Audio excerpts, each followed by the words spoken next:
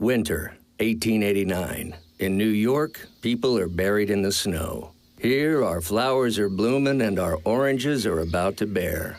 Let's hold a festival to tell people about paradise. Professor Charles F. Holder, founder, Valley Hunt Club and Tournament of Roses.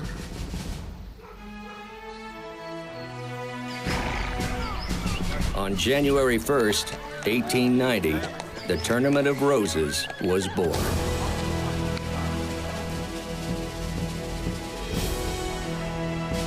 Come New Year's Day, most all of us could be found along the parade route, waving at the passing carriages or setting up in the town lot to watch the foot races and tugs of war. In 1893, when New Year's first fell on a Sunday, we went so far as to strike a deal with God. We wouldn't hold the festival on a Sunday if he promised not to let it rain on festival days. Only 10 rainy parades in 125 years ain't too bad. In 1902, 8,500 of us arrived to fill 1,000 seats for the very first football game of the tournament.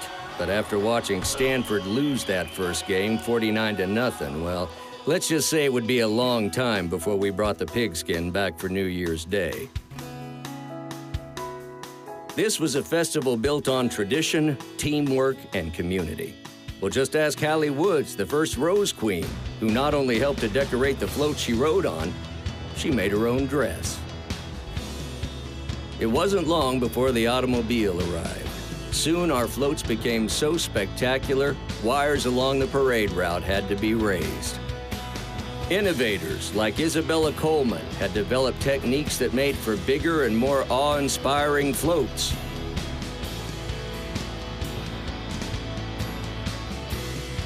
The crowds grew and grew.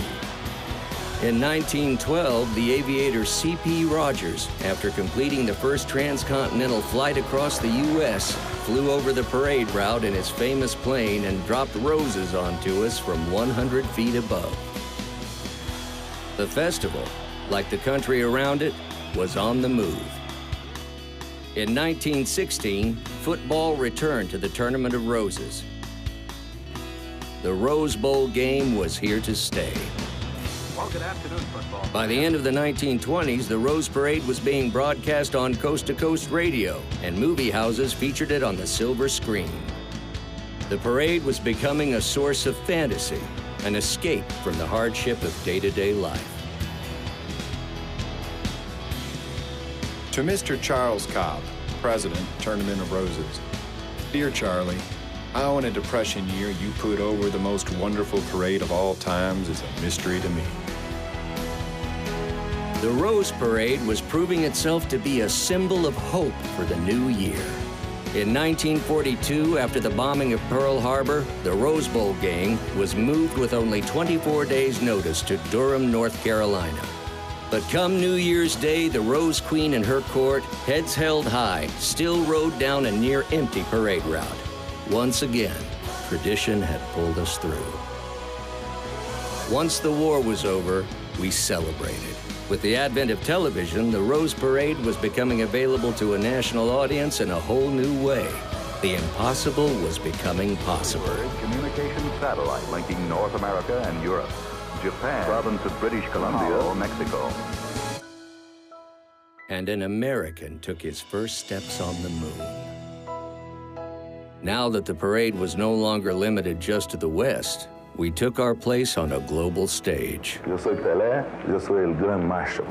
Lieutenant David G. Raymond, a former prisoner of war, who today represents all of the men of the service. Somebody to be proud of indeed as we talk about the heritage of America. Hank Aaron, a great We athlete. became a symbol of civil and cultural equality.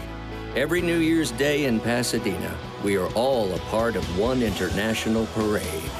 When then-President Ronald Reagan signed legislation proclaiming the rose America's flower, he made official what we already knew here in Pasadena. For the love of man and woman, for the love of mankind and God, for the love of country, Americans who would speak the language of the heart do so with a rose.